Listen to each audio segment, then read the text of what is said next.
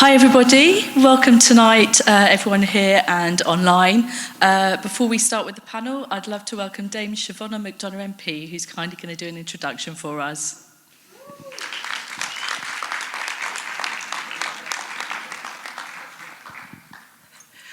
Thank you everybody. Good evening. It's a very happy International Women's Week to you all, and I may say just how fabulous it is to be here today alongside so many inspirational women. Tonight's event is a combination of so many things that I love. Coming to Plough Lane with AFC Wimbledon fans is an obvious one, but I always jump at the opportunity to celebrate the women who volunteer and to make this community run so well. And I'm delighted to say that I'm here this evening with my great friend Tanya Percy, who's recently joined the board of AFC Wimbledon Women's. Thank you, Tanya. So it's fair to say that Women of Wimbledon Supporters Association, wowza, you can't get a more fantastic name than that, can you? Is right up my street. For those who don't know me, my name's Siobhán McDonagh, and for almost 27 years, I've had the privilege and pleasure of representing the very best constituency in the universe of Mitcham and Morden as the 235th female Member of Parliament. Tonight is the first time that the women who work and volunteer across the club have been able to come together to talk about the work you all do. I have no doubt that it will inspire other women to get involved. This football club has been part of my life as long as I can remember. I have cherished childhood memories of Wimbledon match days with my dad, and particularly when he and my late sister, Margaret, had great joy at getting tickets to the famous 1988 Football Club final against Liverpool to see the crazy gang beat the Culture Club. That quote never loses its excitement. I will never forget him being dumbstruck as he saw the bus come up Wimbledon Broadway, and we went into the town hall, and later he left, and I couldn't understand why he left, but he ran into his pub, the King's Head, just at Merton Bass Garage, to show everyone in there his autograph book signed by all the players that he met at the reception. My dad came to England in 1948 from Galway. And of his proud moments he had in this country, and let me tell you, he had many, few matched his trip to Wembley to watch the Dons win the FA Cup. I'm also proud to have played a small part in the club's history. Back in 2007, at Prime Minister's Questions, I asked Tony Blair to intervene with the FA. As you know, the club had been docked 18 points for failing to complete an international transfer form for Jermaine Darlington as he moved from Cardiff. I'm proud that my question helped to reduce our fine by 15 points. Just to tell secretly the people here, when I saw Tony Blair later, he said, "What did you ask me?" He said, "I knew you wouldn't lead me astray. So when I thought I couldn't hear you, so I had to give you the best answer possible, which was, the Right Honourable Lady is absolutely right. It is a complete and utter injustice." He was then on the phone to the then Sports Minister to make sure he sorted it out. But really, I'm most proud of our club, one of England's football greatest stories, owned and run by fans. We saw 6 promotions in 13 seasons, soaring our way to League One. This is an awfully long way from the open trials on Wimbledon Common, where a team was cobbled together to face Sutton United just a few weeks later. But no one shows off the Dons spirit more than the remarkable Dons Local Action Group. expertly led by Xavier Wiggins, Cormac van der Hoven and Craig Wellstead. Volunteers have distributed hundreds of thousands of food boxes, pieces of furniture, tablets and laptops across South London. And there is rarely a week that me and my office don't call the Dons to help somebody in great distress. I mentioned my dad earlier. He believed in family, faith and community. He would have loved to work to the work of the Dons Local Action Group, as well as the AFC Wimbledon Foundation. And my sister Margaret was one of the first members of the board of that foundation. Those organisations mean that our club are the heart and soul of this community. Talking about community, that is a perfect time to bring in Hannah Kumari. Hannah is not only our host for this evening, she is also a fantastic campaign manager for diversity at the Supporters Association. Hannah will be able to introduce you to the panel of inspiring women we have here today that have contributed hugely to AFC Wimbledon. Thank you.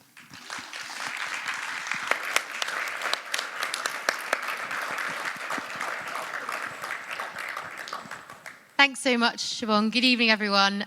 Thanks for joining us tonight. It's great to see such a good crowd for the first all-female panel here at AFC Wimbledon.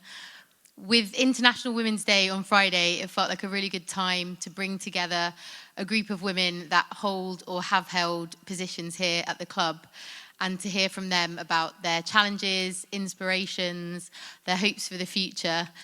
And we're also really keen to hear from you, so we'll be opening up some questions to the floor. We'll be hearing from the panellists, and hopefully we can share a really inspiring evening together. So I'm going to pass over to the panellists. We'll just go down the line, and if you could just introduce yourself and say what your role is at the club, please. Thank you, Hannah. So my name's Jenny Scott. I'm the Chair of Trustees of the AFC Wimbledon Foundation, and I've been doing that since summer 2021. My name is Sophia Axelson, and I'm the General Manager for AFC Wimbledon Women. Hi, I'm Michelle Little. I have a few different hats, so I'll try and remember the various ones. I started off as Dons Trust Treasurer. For those who don't know, the Dons Trust is the majority owner of the football club. We own about 80% of the shares. We're very proudly fan-owned. I became Treasurer in 2020, and then I've gradually progressed through the ranks, and I'm now Chair of the Dons Trust Board. And also, as part of that, I sit on the Club PLC board. Thank you. I'm Lou Carton-Kelly. I started getting involved with the Wimbledon Independent Supporters Association a very long time ago in the Selhurst days, predominantly with all the demonstrations. And then from that, we worked towards setting up the Dons Trust, and I was the first elected Dons Trust Chair. I also then became AFC Wimbledon Operations Director for a while. And since then, I don't wear any of the hats that you've got, but I do wear a cap most of the time, which you probably recognise before, as a volunteer. And I help out quite often in the office here and with the ticketing. Thanks so much. It's great to be here with all of you today. So I think we'll just get started and jump straight in with some questions, if that's okay. So I'm going to come to Sophia, first of all, and I just wanted to ask how you got into working in football, and have you always been a football fan? Definitely always been a football fan. I was the firstborn, and my dad chose to just educate me from very early on about the teams that he supported and the teams that I then had to support. Which were? You've got to share. It's IFK Gothenburg, mainly in Sweden. Let's leave it that safe.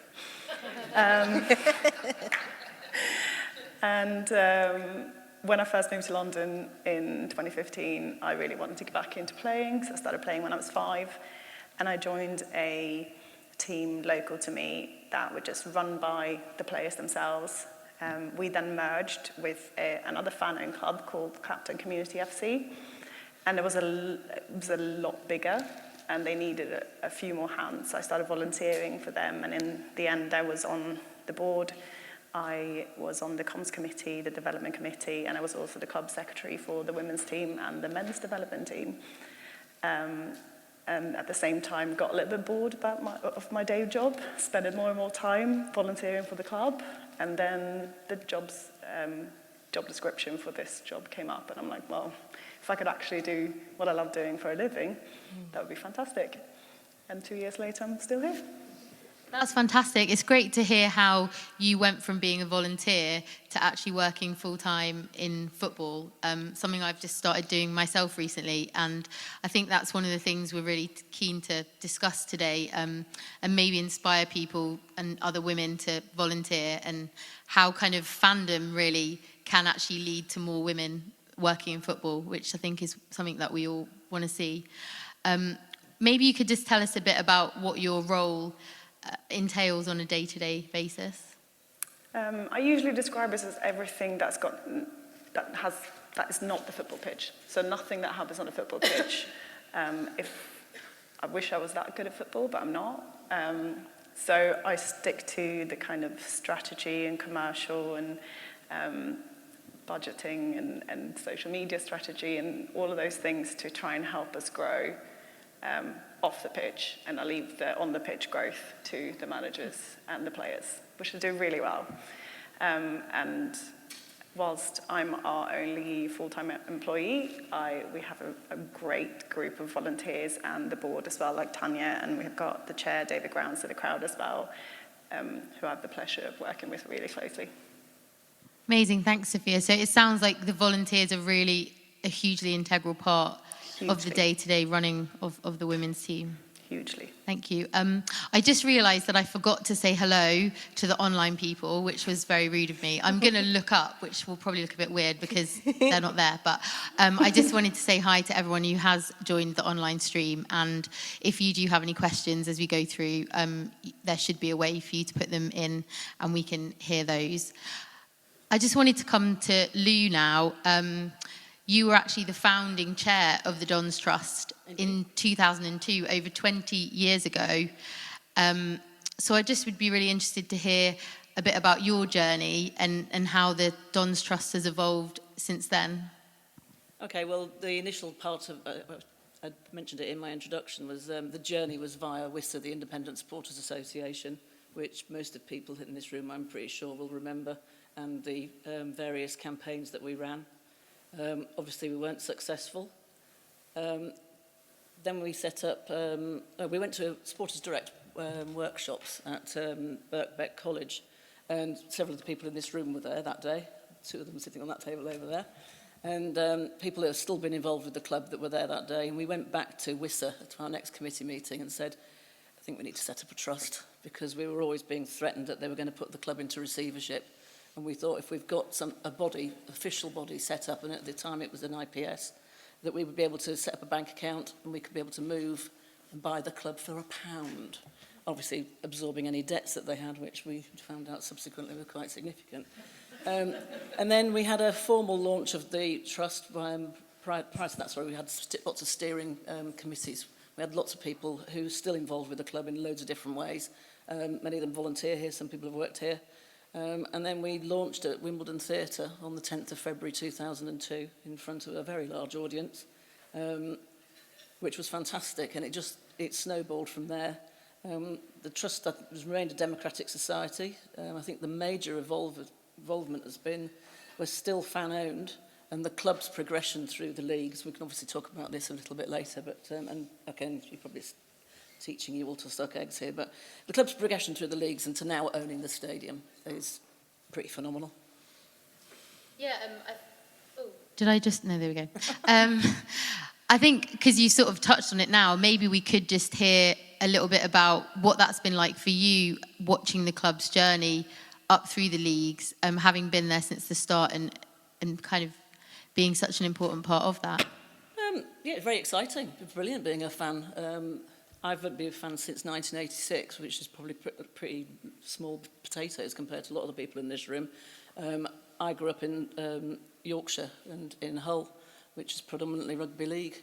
We had 2 rugby league teams and only 1 football club, and nobody really followed Hull AFC, as they're called. We anybody that liked football went to Leeds because it was a short train ride away, and Leeds were doing particularly well back in those days.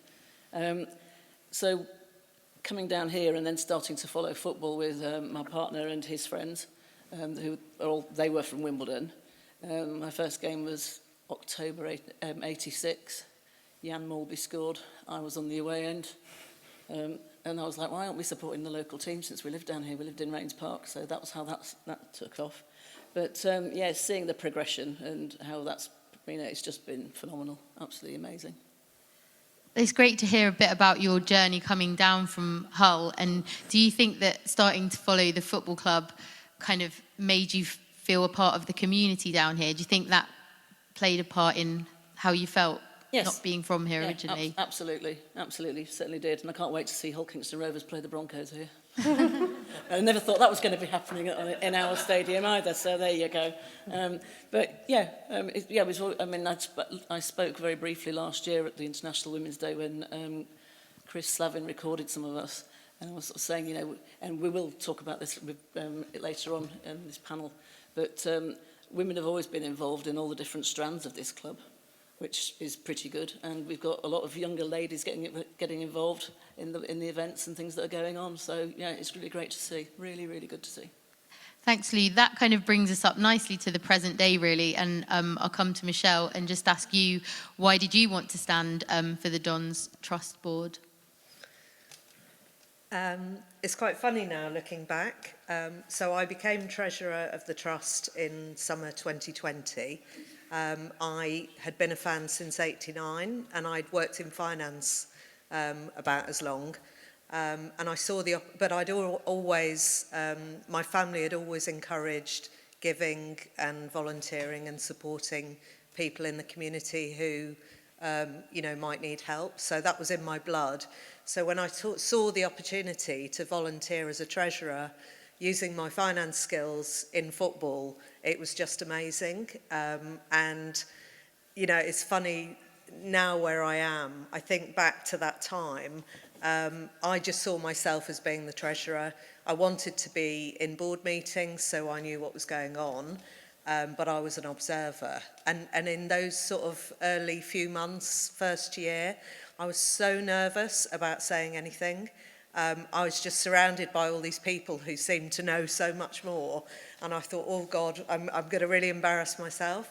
And then Edward Leake, who was on the board at the time, who's a great finance person, he was stepping down and he said to me, Michelle, give it a go. You really should stand for the board. And I remember coming here, and I always get here early for events, and I was sat in a box on my own, waiting for the interviewing process that was going to be recorded, and all these awful questions. And I was probably the most terrified I've ever been in my life. And I sat there and I thought, I just want to go. I can't do this. It's not my thing at all. And I got through it, and people said I'd done all right, and I got elected. Hannah Kitcher, who's here at the back, the two of us are proud to say we're the only ones that have got over 1,000 votes in the elections, 2 women who've got the strongest votes, so really proud of that. And it's just evolved from there, and now I'm chairing the board. So it's just really weird, and I have to sit up here and chair Dons Trust member meetings, and it's just great. I love to learn, I love to develop. I feel supported by the people around me, and it's great. And Lou is absolutely right. There are loads of brilliant women over the years who've been involved with this club, and there are some here. Mags is here. Mags has done amazing things over the years to help the club. There are so many women who inspire us already in this club, and I'd just like to see more people, more women get involved. It's great fun. Thanks very much, Michelle. I'd like to just maybe open this question up to the floor and also to the panellists. I think it is so inspiring to be here with 4 women who have such key roles here at AFC Wimbledon. But I think there is no denying that football does remain a male-dominated industry. So I'd just be quite keen to hear from the panel, from people in the floor, what your experiences have been maybe working, volunteering, or just being a fan of football. But also, on the flip side, what are some of the positives about being a woman working or volunteering in football? Maybe we'll come to Jennifer, because we haven't heard from you yet. Oh, thanks, Hannah. Yeah, it's an interesting one because so at the foundation I'm a volunteer, I'm chair of the board of trustees, and you could say I'm an outsider here. I've only been involved since 2021, and there are so many ideas of what football is and who it's for. And I think this club really shows how wrong many of those ideas are, those misconceptions that it's a really male-dominated, macho sport that is excluding for women. In the male matches that I've been to here, the men's football matches, I've never been made to feel more welcome in a football ground before. I was brought up with the Wolverhampton Wanderers, that's my dad's team. But the minute that I got involved with this amazing club, I was made to feel so welcome. And nobody ever said, you're not a fan. People would say, you're going to be a fan. And I was within a week, I think, of being involved. But it was just this incredible feeling that the warmth, alongside the passion of this place, which I think this stadium itself is a beacon for that. In the local area, this place just radiates confidence. It's the kind of place you want to be part of. And the passion of the people involved and how inclusive they are. People come from so many different walks of life here, and yet we all have one thing in common, and that's a belief that sport really matters, and that is sport for everybody. And women's voices are really loud within that. And one of my happiest times is actually at the women's matches, which are just fantastic. And the family-friendly feel of all that. This is a place unlike anywhere else, and it is truly inclusive. That's so great to hear. I think what you were describing is kind of the real power of football at its best to kind of bring people together and feeling like you're really part of something special. So that's brilliant to hear. Does anyone else from the panel, or would anyone from the floor like to come in and join the discussion? Everyone's looking down. So that's okay. Anyone online? Were there any online questions? We'll come to someone else. What about you, Sophia? As somebody who's employed by the club, have you faced any challenges over the last 2 years?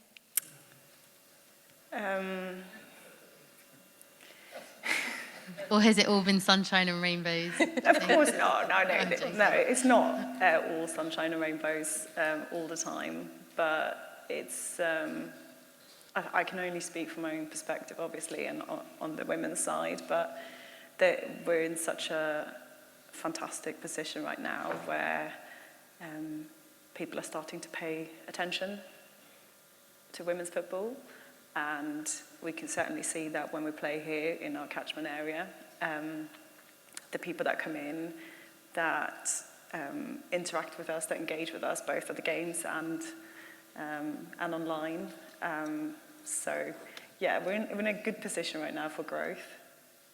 But no, it's not always sunshine and rainbows. I mean, nothing ever is, I guess, right? We're always going to come up against challenges. But it sounds like here that overwhelmingly being a woman working or volunteering in football is a positive experience, which is really great to hear. I might just come back to Jennifer now, if that's... Oh, sorry, there's a question. Yay. Sorry, Hannah.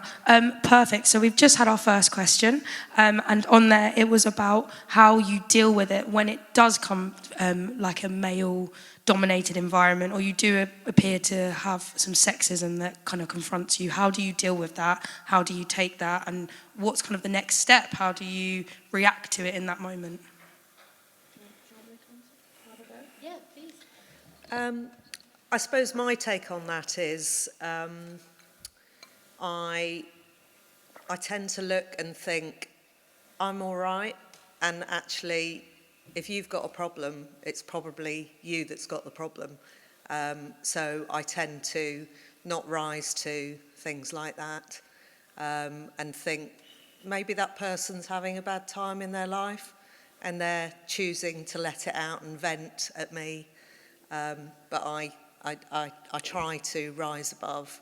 And I appreciate, I'm actually very fortunate. I know there are some women who have had tougher experiences. I think of someone who was on the Don's Trust board and got quite a really rough time in quite a difficult period for us as a board, and wasn't able to continue. And that was really, really sad for me, because, you know, I think that but she was a lot younger, and I think as you get older, you get more experienced and able to deal with people who can be challenging at times. So I just try and rise above it. I like to look at social media because I think that there are an awful lot of idiots on there, and I think they're idiots. I avoid going on there if it's after a game and we've played badly and lost. But otherwise, I'm quite fascinated about people's the way people think. So yeah. Thanks, Michelle. Does anyone else have anything they wanted to say about that? Or I can give you an example. I won't tell you which football club it was. I will probably remember. It was our first season, and we were playing away, and I'd arranged for the Wombulance. If you don't know what the Wombulance is, it was a very old ambulance that was painted yellow and blue. It had no what's it called? Steering? No, it had no steering. It had no steering. It had the turning circle of Carl Lieburn. It had no power steering, so it was a complete disaster. And anyway, it was bought by a fan, and I ended up having to drive this blooming thing. Anyway, we then eventually found somebody else who was able to drive it, and we used to sell lots of Don's Trust kit out the back of it, and programmes and all sorts. And people would order things and collect them at the next away game. Anyway, I'd arranged with this particular club that this was when I was ops director, and I rang them and said, right, no, I emailed. That was the whole point of me telling this story. I emailed and said that we'd be bringing this vehicle, and it would be, you know, is that all right? And everybody else has been very welcoming of us taking this to, you know, all over the place. And their club secretary got back to me and said, yes, it would be fine. Anyway, I turned up in a car with my mate Nicole, who can't be here tonight. She sent her apologies, ladies. This chap came steaming over to the car, who's obviously never met me, and he said, who the hell do you think you are parking your car here? And so I got out and I stood up, and I was considerably taller than him, and I just said, well, I'm actually the operations director of AFC Wimbledon. And he went, oh, I thought you were a bloke. Because I'm called Lou. So he assumed I was a bloke. And he then said, I never gave permission for that. He used a very disparaging word about the Wombulance, which we weren't very pleased about. Anyway, he thought that he was going to try and bully him. I said, well, if you ask us to take it away, I said, we just won't spend any money here. I said, I can easily tell our fans not to do that if you want. And he backed off. He was in the wrong, even though he was in the wrong. Anyway, they sold out programmes in about 4 seconds flat, because they were no bigger than that. And it was like 3 pages of just crap. I'll tell you, you do remember who it was? that's so interesting that he made that assumption based on your name. Yeah. But yeah, well done for. Anyway, we bought one of their players eventually. He came to us. Sweet and revenge. Funny enough, he was here on Saturday with his wife and his son. Thank you. I want to just come to Jennifer now and just hear a little bit more about your association with the AFC Wimbledon Foundation. You said you started supporting the club in 2021, so not that long ago, and yet here you are, chair of the foundation.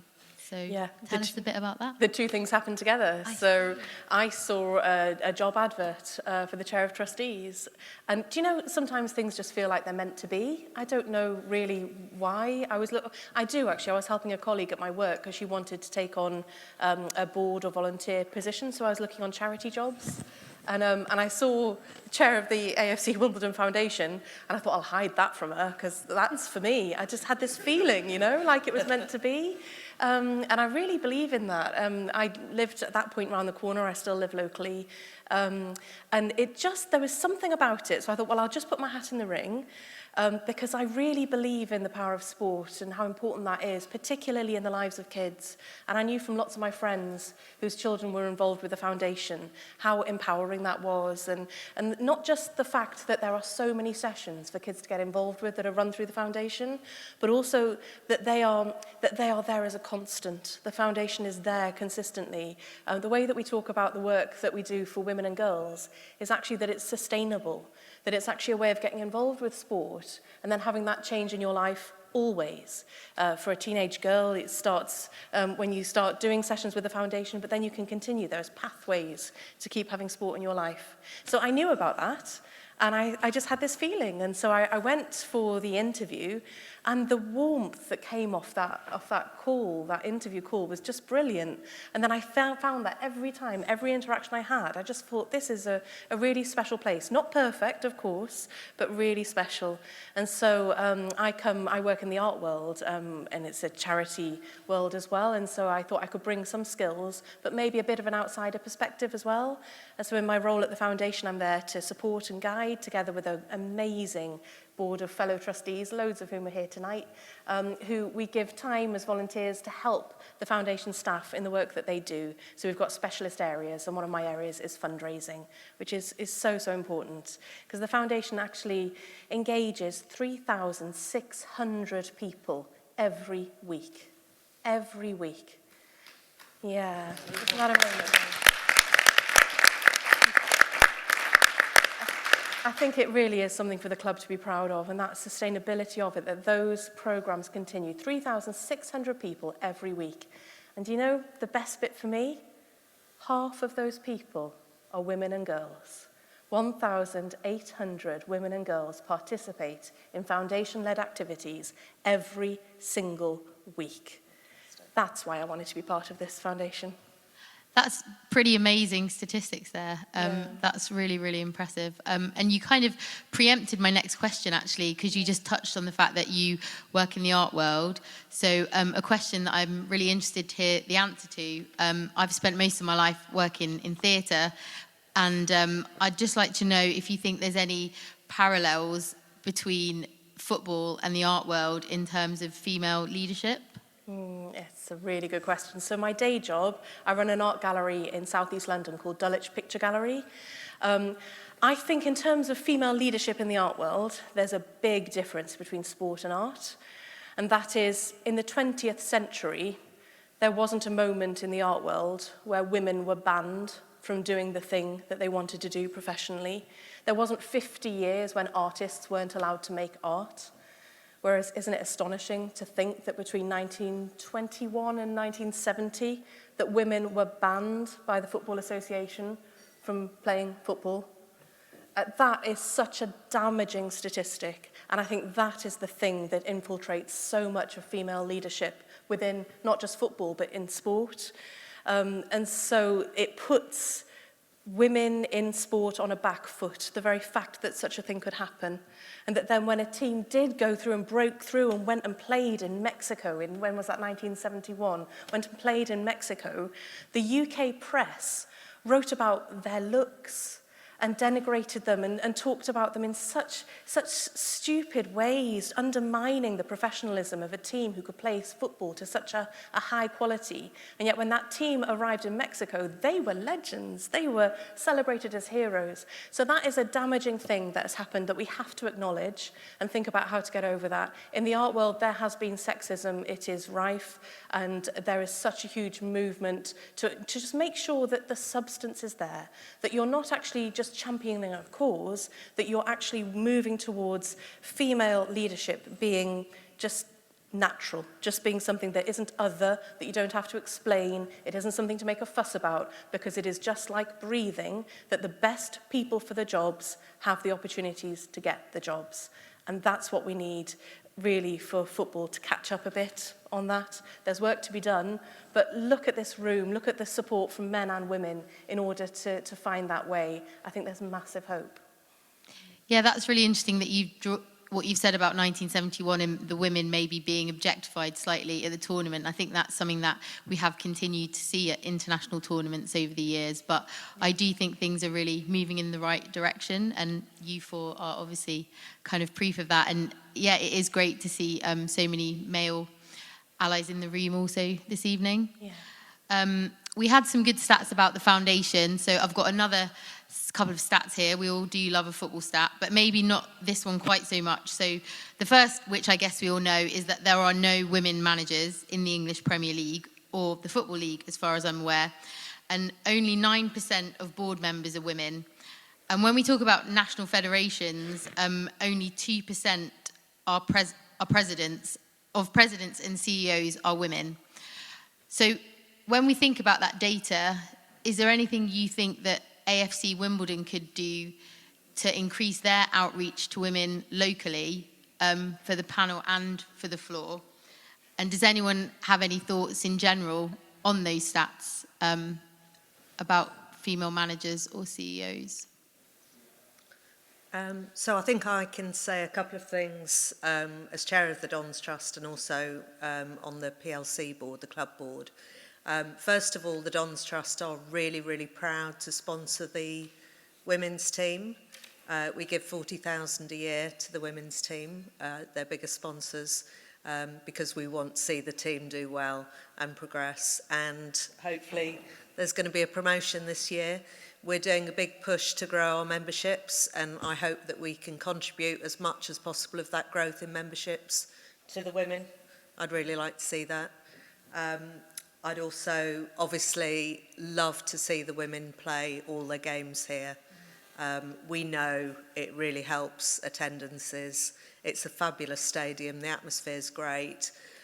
It's a real challenge for us as a club. The pitch can only take so much, and we're not blessed with a wealthy owner that will pay for all sorts of wonderful enhancements to our pitch to make it super fit to cope with lots of play. So, you know, as a club, we aspire to have the women play more games here. It will really help grow the following. And, you know, I think for local people, it's a very different feel, isn't it, Sophia, at the women's games. My ex-husband actually brought his 7-year-old daughter to a game just recently. She absolutely loved it. And then she said, I want to come to one of the men's games. And he was a bit worried. He said, oh, you know, it's quite different. I'm not sure she's going to be okay. She was in the south stand, standing on her seat so she could see. And she went home to Mum and said, Mum, there weren't any swear words. And she had a fabulous time. So, I think the women's team is a big way forward for us to get more women involved, because there are much more, you know, there are many more families coming along. It's a different atmosphere. And if they like what they see, then they'll come again. So I absolutely support that. Thanks, Michelle. Does anyone else have any thoughts on the stats that I gave, like the lack of female managers or females in very top senior leadership positions in football? Yes, question at the back or comment? Yeah, no, she's dying now because I'm asking a question. So I am the mother of an AFC Wimbledon football fan and the wife of an AFC Wimbledon football fan, so have to be here by default. But my question is, one of the themes that seems to have come out of this evening is actually the women in front of us are in these roles having started in a volunteering capacity and then worked your way up to employment.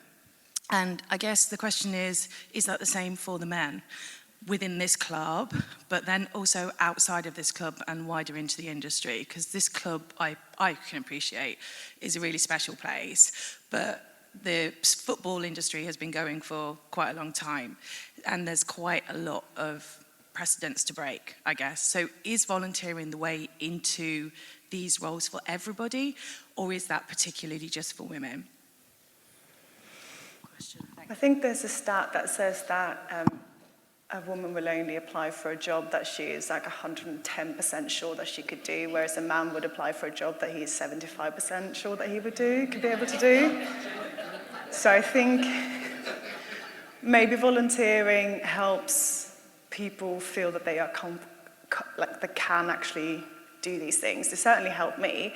If I, in my role as literary agent, as I was before, would go and look at that job description, I'd probably go, well, I could possibly do some of those things, but I wouldn't be sure. But those years of volunteering for another fan-owned club, doing all of those different committees, certainly helped me feel like, well, actually, this job is probably made for me. I've done all of those things that they've asked for. But yes, it's hopefully not the only routine for women ever, but it certainly was the routine for me. Jennifer, did you want to come in? Just because that really struck a chord with me of something that happened to me last night. So I'm a volunteer here, and I'll just continue to be a volunteer here. I'm not looking to have a job here. I'm doing it as a voluntary thing. But in my day job, I really clawed my way up the ladder in the art world to get a job now of running an art gallery. And I was giving a talk last night, and one of the questions at the end, a man who'd been in the audience said, "Oh, you know what? You shouldn't be paid for your job. You should pay to do what you do because you are so lucky. It's such a nice job. You're so lucky." And it really winded me. Everybody who knows me, I don't get winded that often. It really winded me because I thought you would not have said that to a man. And it was just a very strange, I think there still is an issue with professional women, and it's something that actually, we have to catch it every time it happens. So last night, in fact, what I ended up doing was making it sound like I hadn't really understood him, because that couldn't possibly be what he meant. Because, I've got a job that I deserve and that I worked hard for. And I think we're constantly having to just, redress that, because it's an imbalance. And then if we're enthusiastic about what we do, then we shouldn't be paid for it. It's a little bit like women playing football, isn't it? Having a day job and then playing football, but winning consistently and being absolutely excellent at it. But it's, they're lucky. They're lucky to play in a beautiful football stadium, and they're lucky to be able to show off that prowess almost as good as the men. So that it's something that's there that we have to be really honest about. And then I think as women, we just bring substance again and again, and we just show by doing. And one day, hopefully, things will genuinely change and we won't get questions like that again. Thanks, Jennifer. I think in a couple of minutes, we'll just take a kind of 10 to 15 minute break so people can top up their drinks. But as we sort of come on to the topic of volunteering, I thought before we take the break, I just want to ask how you manage the volunteering alongside your other commitments, whether that's life or caring responsibilities or other work commitments. Maybe people would be interested to hear that, those that might want to volunteer. Yeah, sure. So I'm a bit different, actually. I've worked in finance over the years. I'm a chartered accountant, worked in the city, and as I said before, I've always had this volunteering thing in me. And I'm now really fortunate that I'm at a time in my life where I don't need to work. I'm financially secure, which is great. So I can now give all of my time to volunteering. And I have a mental health charity in Ealing that I'm on the board of, that I give a lot of financial support in terms of skills to. But I probably spend between 3 and 4 days a week volunteering for the club and the associated charities. And actually, I don't know whether it's because I've got a recognised qualification and a skill. I haven't had that experience that Jenny's had. I've only ever had good interactions with men who valued my skills and appreciated me. I go back to when I was at Deloitte's a few years ago. It was quite a different world. And there was an awful lot of sexism, but I have not experienced that at all in this club, in any of the roles that I do, and the men have only ever supported me and encouraged me. That's great to hear. Just finally then, maybe Sophia, because I think it sounds like before you did have quite a demanding full-time day job. So how did you balance volunteering at the football club with that? Was that challenging? I mean, I think I'm going to have to be honest and say Please that I be probably honest. didn't balance that very well at all. We love honesty. The more I got into the volunteering at the football club, I probably chose to do that a lot over my day job. Not to say I didn't complete it, but I didn't put my all into my day job. So I just focused mainly it was quite clear to me at that point that my passion was in the football club and driving that forward and helping the women's team in particular. But I remember this one week in particular, and it was so our office went completely remote during COVID, and it was this one week where the football team that I was volunteering for and also played for made history in the FA Cup. No team at our low level had ever reached that far, and we'd been drawn away to Plymouth from London. We just didn't have the money to go there, so we had to fundraise, and it turned into a national news story. So I was on the BBC and the Independent and in the Guardian and did all of this, definitely during work hours, like 100%. But I was also working remote, so probably they didn't know. It's fine. Amazing. Thank you so much. Does anyone have any specific questions about volunteering, or we'll go to the tea/beer break? Oh, we've got a question here. Yes. Hello. Hey. Right, I love the women's team, right? I think they should play more games at Plough Lane straight away. Also, I'm a season ticket holder, and I try to think how you can get more money and people go and watch the women's team. Mick, can you not put extra money on season tickets for the men's, either an opt-in, opt-out, or something like that? So then it's like a joint season ticket where you can go and watch the men's, go and watch the women's.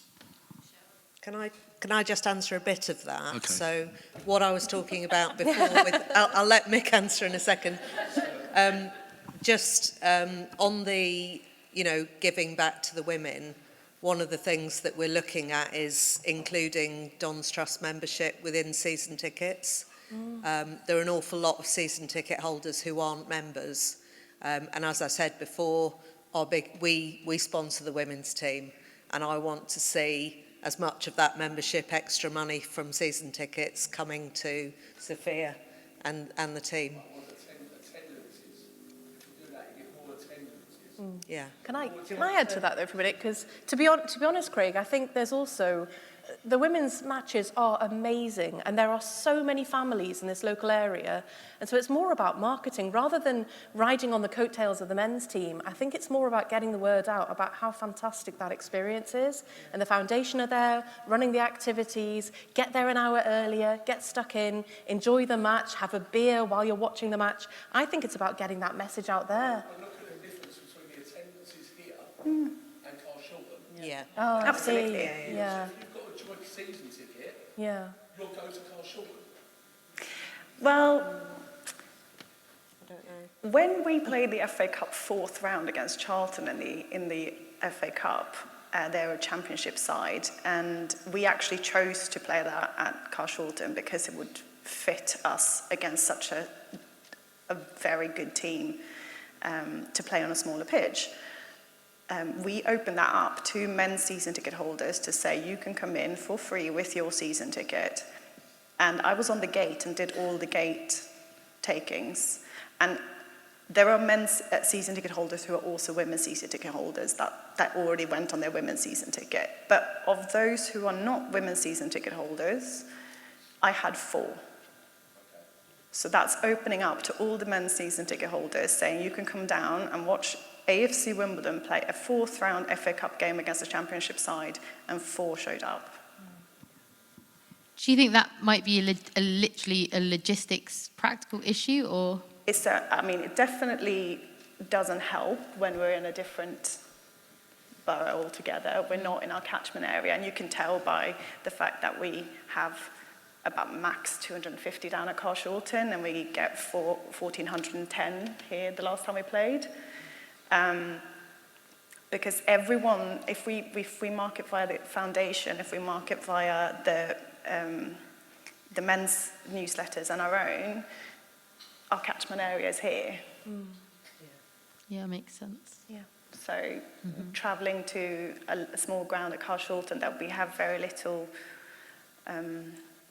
it's not ours. We can't really provide what we can here. We're so lucky with the way that this stadium is built as well, that we can have a fan zone, that we can have food trucks in, that it's more of an occasion than just going to a football game, whereas when we go to Carshalton, they have their clubhouse, but it's all theirs. We can't run a match day in the same way that we can here. Mm-hmm. Makes sense. Thank you. Okay, let's take just a 10-minute break, maybe. Sorry. I didn't. Sorry. Oh my goodness. So sorry. So sorry. I thought I got away with it. So how do I think about that question, Craig? So those of you that read my programme column will see my weekly effort at getting everyone to go to Carshalton or come in to watch the women's team here.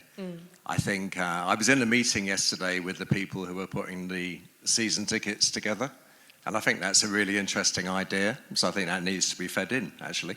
I think we should do that. The other thing about the women playing here, so this, you know, everyone in this room put a lot of effort into putting this stadium here back in its community. And its community is not just the men's team and the people that want to come and follow the men's team. The community is everybody. And I think the women's team is going to be a big driver in helping us engage much more with all elements of the community.